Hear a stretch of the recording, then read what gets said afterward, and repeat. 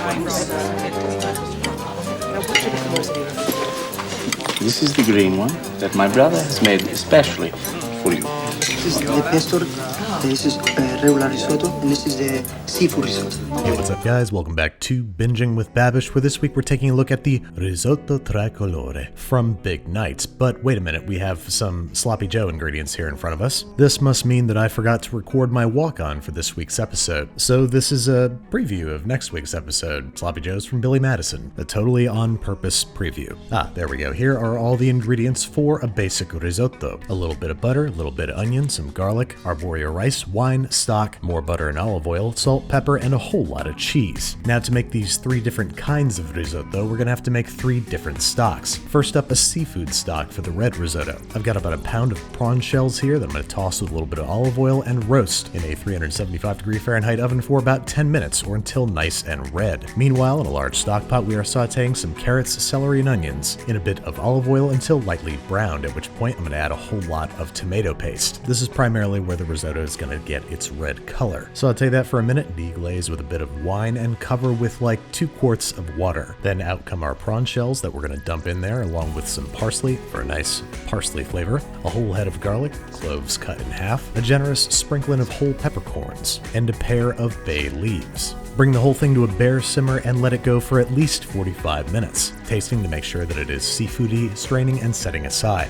Additionally, we're going to make a chicken stock and a vegetable stock. We've covered this extensively on the show, so I'm just going to skip through that and instead show you how I'm going to make a lobster butter to amp up the seafood flavor in our red risotto. I'm going to start by steaming and immediately chilling 2 medium lobster tails, which I'm going to shell and devein. Hang on to those shells, but first we'll deal with the meat. I'm going to chop the meat up into manageable pieces and then puree and set aside. Then we're grabbing our lobster shells and chopping them up into little bits and bringing them over to the stovetop, where I've got 1 stick or just over 100 grams of unsalted butter melting in a double boiler. We're gonna add the lobster to that and gently cook for about 10 minutes before removing from the heat and straining through cheesecloth or a clean dish towel, making sure to squeeze out all that lobster buttery goodness in a painful process that is both sharp and hot. Now I've got our butter chilling over ice, and once it's cooled off a bit, we're gonna add a couple tablespoons of our cooked lobster meat, and there you have it, lobster butter. Set that aside in the fridge because we need to make a pesto for our green risotto. In the bowl of a food processor goes about 1 cup of packed basil leaves, 2 or 3 cloves of garlic, maybe 3 tablespoons worth of toasted and cooled pine nuts,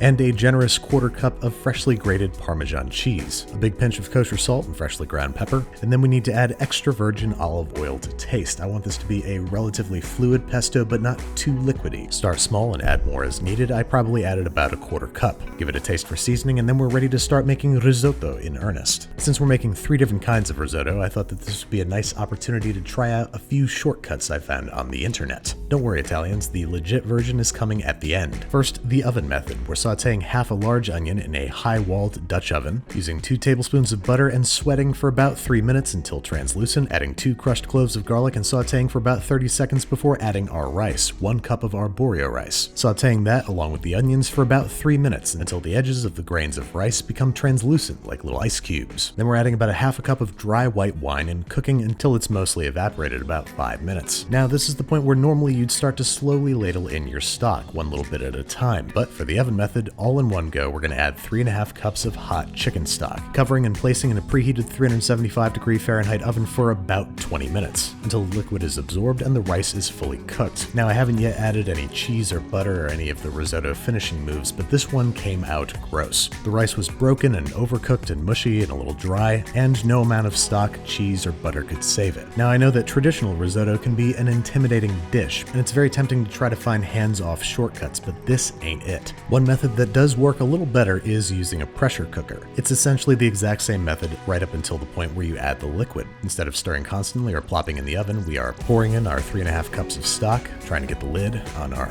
pressure cooker here.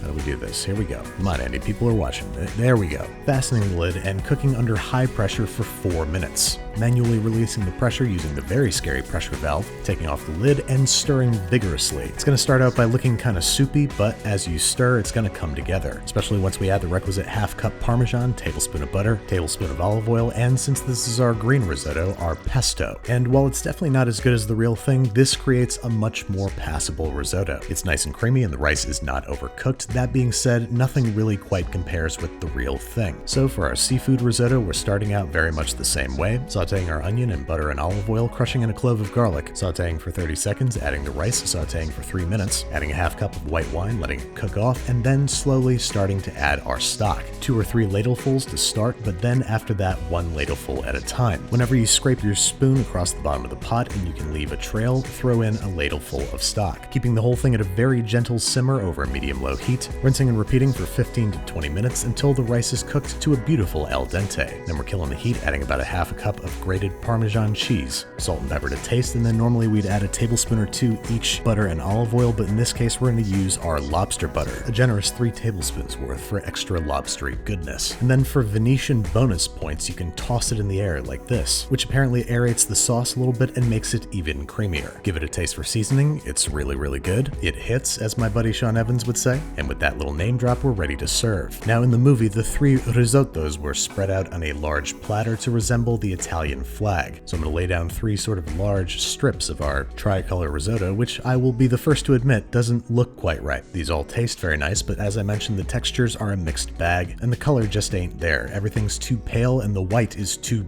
brown. Especially given that this is a film about real Italian chefs, I think the only way to make it is the real Italian way. This time with a redder seafood stock, vegetable stock unchanged, and a chicken stock made clearer by not roasting anything beforehand. And hopefully making 3 of these at one time is going to prove to you that it's not that hard to make risotto the traditional way. You definitely don't need to toss it like this, but as long as you keep an eye on it, stir it frequently, and add the stock slowly, you're going to end up with a creamy, luxuriant, flavorful risotto. Just make sure you finish up with lots of butter and cheese, salt and pepper to taste, and plate up like an Italian flag. And yes, I will be the first to admit this looks more like an Irish flag. So, happy St. Paddy's Day, I guess. It's not for a few months, but it's never too early to get started. And dig in, and all 3 of these guys are absolutely fantastic. So, thanks, Luck of the Irish.